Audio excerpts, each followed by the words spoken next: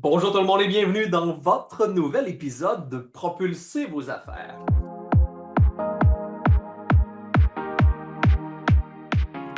Dans la capsule de cette semaine, j'avais envie de vous parler de fidélisation et de rétention. Oui, parce que je considère que c'est extrêmement important en affaires. Mais j'ai envie de débuter par une question.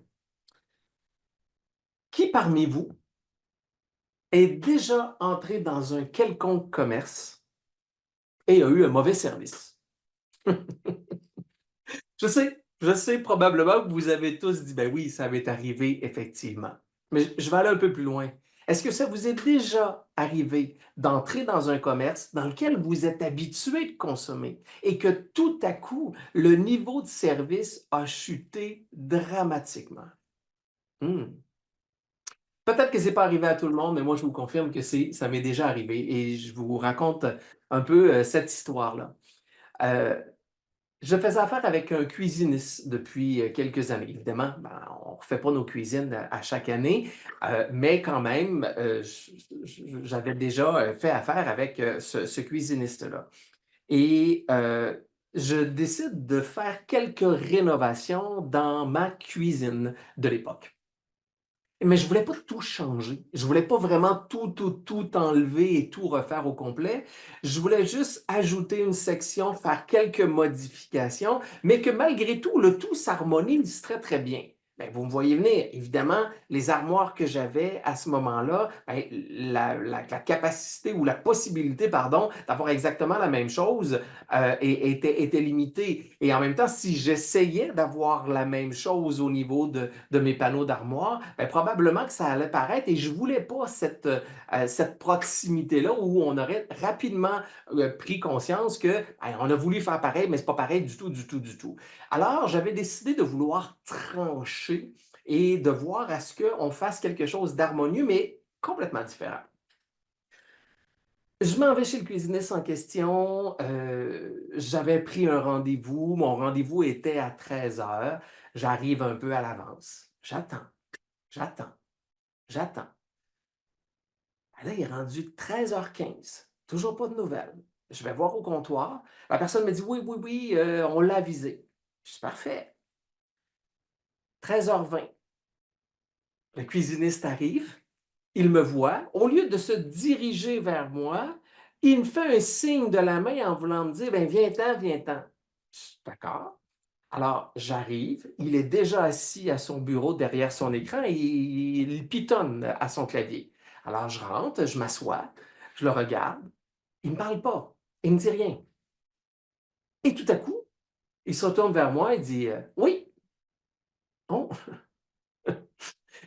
bon. Faut prendre conscience d'une chose. Le cuisiniste, celui-là, c'était la première fois que je le voyais. J'avais déjà fait affaire avec la bannière, mais cette personne-là, c'était la première fois que je le voyais. Déjà, moi, me faire répondre en retard, derrière son écran, et un simple oui, pas comment je peux vous aider, qu'est-ce qu'il y en est. Bref, il me dit oui. Je lui commence à lui exposer ma vision, ce que je vous ai mentionné, et il m'arrête en plein milieu de mon discours. Il me dit, ben non, ça se fait pas, ce monsieur, ce sera pas beau. Pardon? Non, non, ça se fait pas, ça n'a pas de bon sens. Ben, et là, je commence à essayer d'exprimer mon idée, puis de lui expliquer, puis de lui poser des questions, mais il est devenu fermé, extrêmement fermé, et ben, finalement, plus ça allait, pire c'était. Il était devenu arrogant, un point tel qu'à un moment donné, j'avais son crayon dans les mains, il m'a enlevé le crayon des mains pour le prendre, c'est à moi ce crayon-là. Bref, et pourtant, je suis quelqu'un d'extrêmement patient. Je dois admettre, je ne l'étais plus. Je ne l'étais plus à ce moment-là. Je suis devenu peut-être un tout petit peu plus autoritaire. Et finalement, je dis, OK, c'est beau, je me suis levé et j'ai décidé de quitter. Et là, monsieur dit, ben, pourquoi vous vous en allez? Je dis, regardez, monsieur, là, ça ne fonctionne pas. Là. Il y a vraiment rien. Tout ce que je vous propose, ça n'a pas de bon sens. Et là, il était tout à coup, ben, voyons, qu'est-ce qui se passe?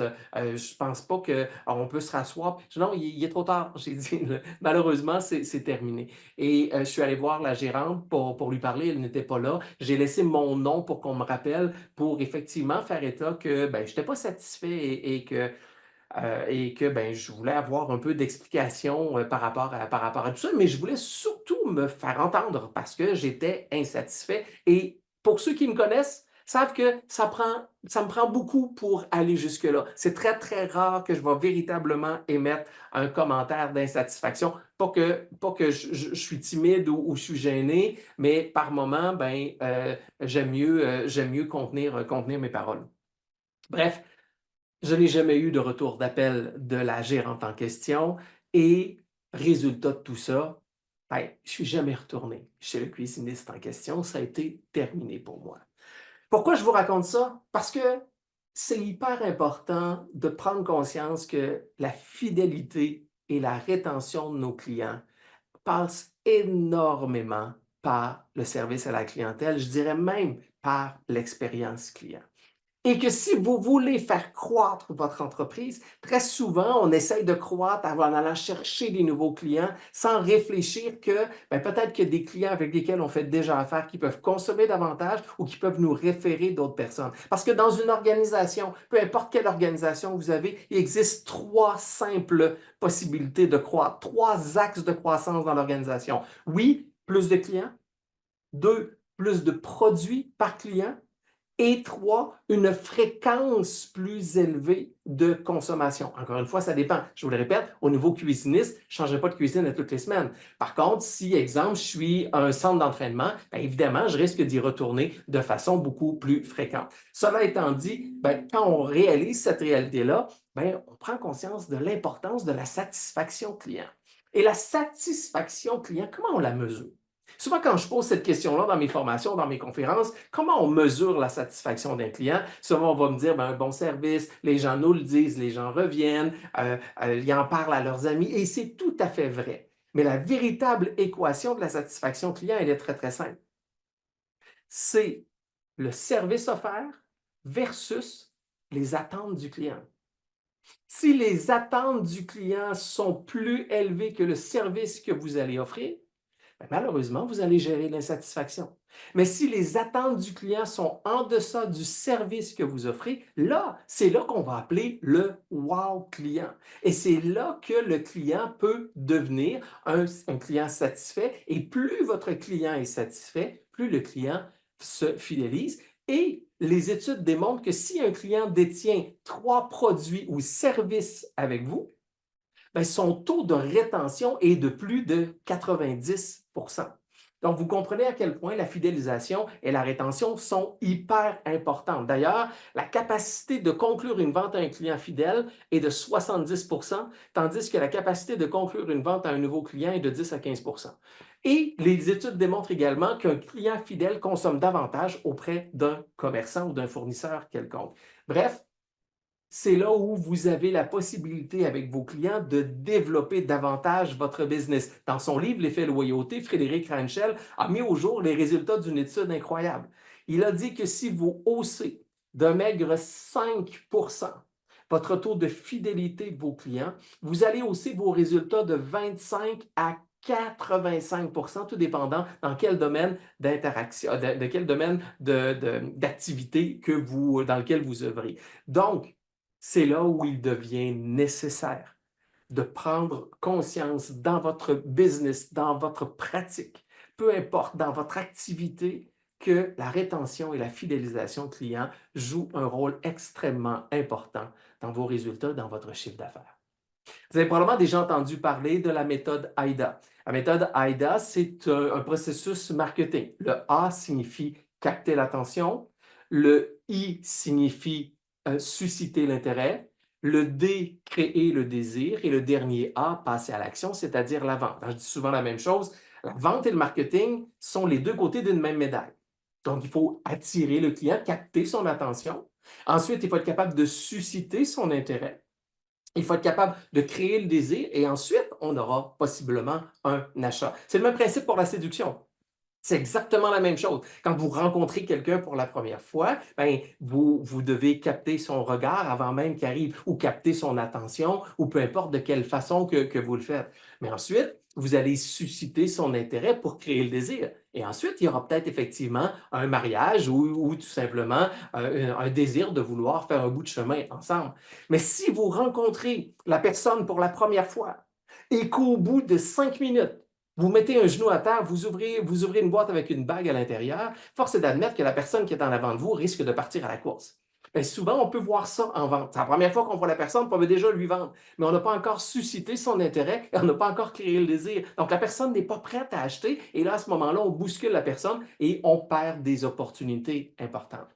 Bien, cette réalité-là, elle existe également en fidélisation parce que le processus se poursuit. Une fois que le client a acheté, c'est-à-dire que vous l'avez attiré, vous avez suscité son intérêt, vous avez créé le désir et qu'il a acheté, bien, vous devez par la suite passer à IDAF, c'est-à-dire à la fidélisation de votre client pour vous assurer que le client consomme et revienne consommer chez vous et à l'ultime, qui amène avec lui des amis, des collègues, des partenaires pour qu'eux aussi viennent consommer dans votre entreprise. Bref, la fidélisation, c'est un levier de croissance incroyable. Alors, je vous partage aujourd'hui 5 leviers pour vous aider à retenir vos clients, mais surtout pour vous aider à mieux les fidéliser pour plus de résultats pour vous.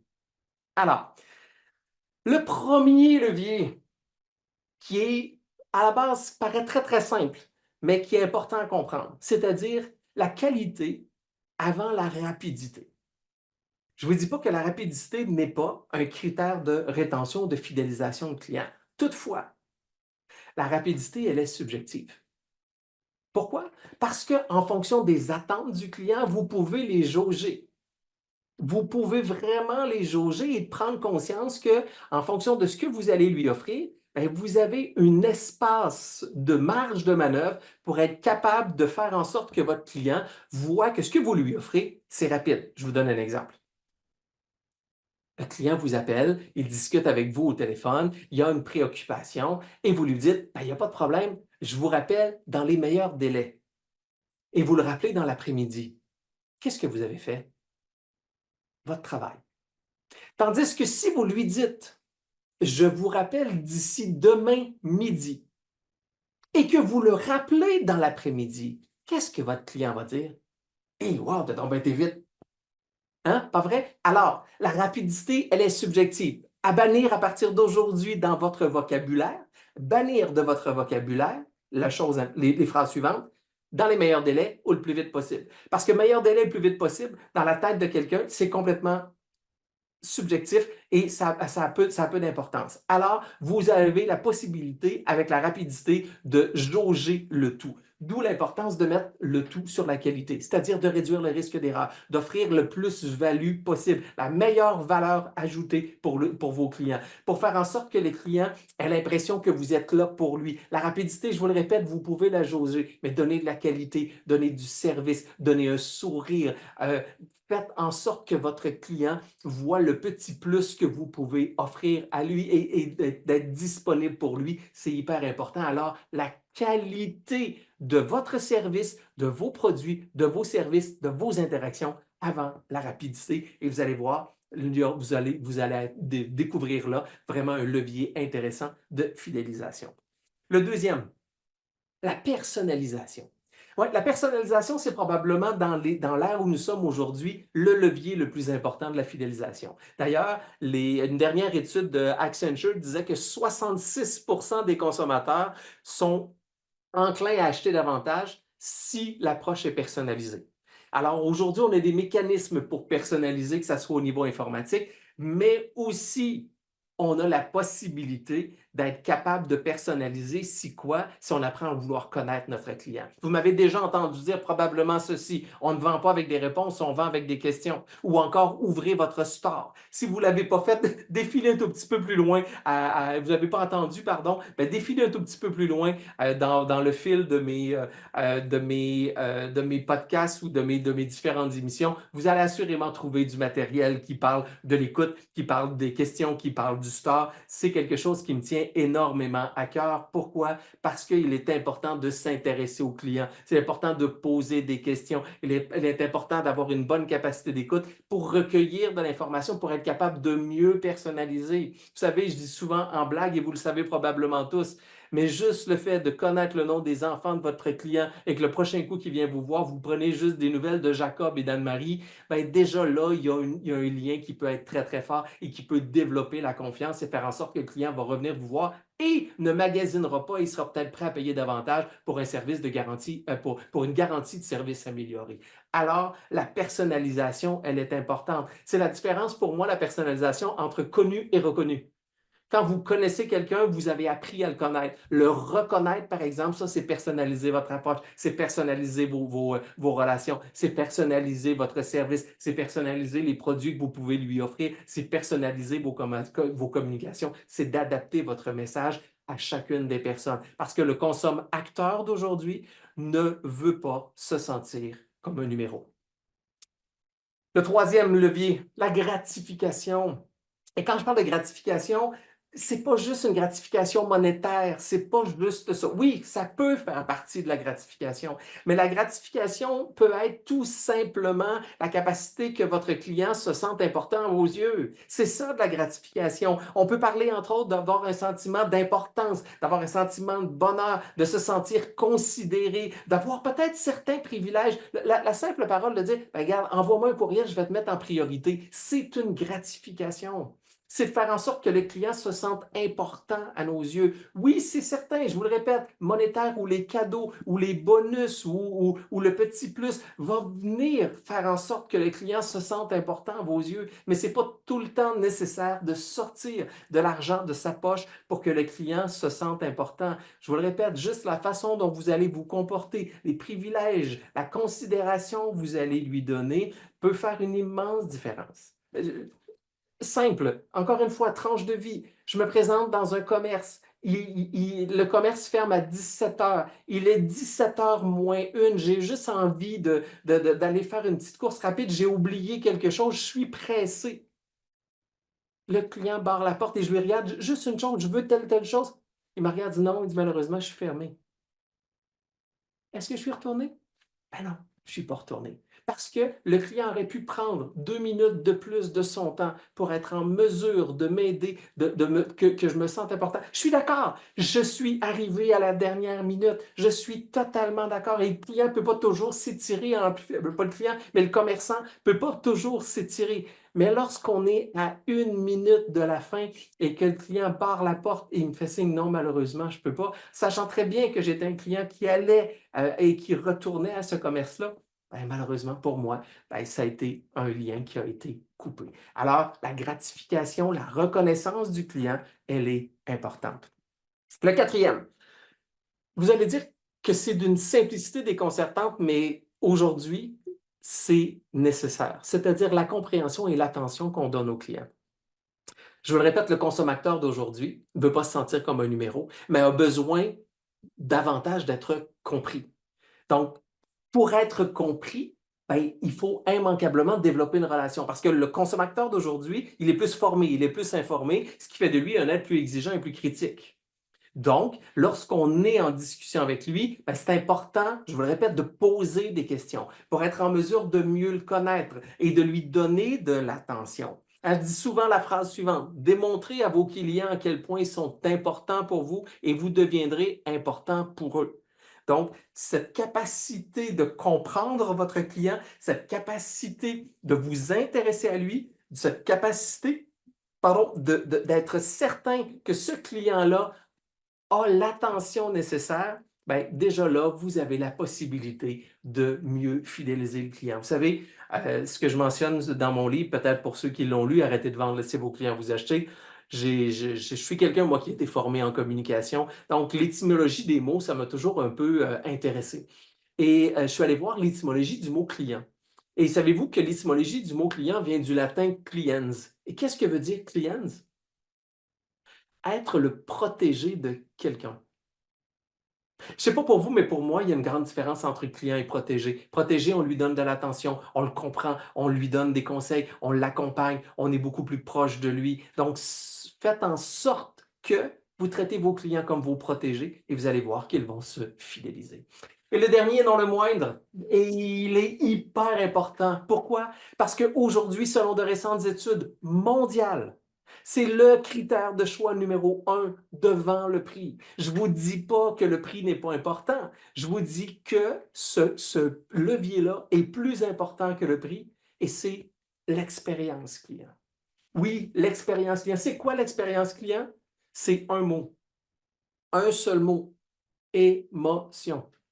C'est comment vous allez faire vivre des émotions au client. Si votre client vit des émotions négatives, malheureusement, votre expérience client est négative. Si votre client vit des émotions positives, il aura envie de revenir et de revenir à nouveau. Donc, vous allez avoir la capacité de le fidéliser. Et l'expérience client, c'est à travers chacune des interactions, des communications, que ce soit en direct, que ce soit sur votre site Internet, que ce soit par votre infolette, que ce soit dans vos objets promotionnels, peu importe lequel. C'est toutes les interactions que vous allez avoir avec le client avant, pendant et après toute transaction.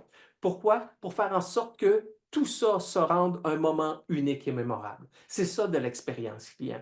Vous devez être en mesure de faire en sorte que votre client ait des émotions positives et qu'il se souvienne de vous pour les bonnes raisons. S'il se souvient de vous pour les bonnes raisons, il va revenir.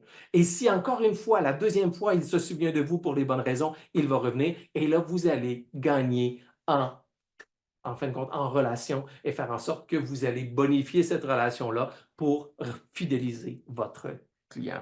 Alors, je vous répète ces cinq règles-là. Premièrement, qualité avant rapidité parce que la rapidité est subjective et vous pouvez travailler à jauger cette rapidité-là.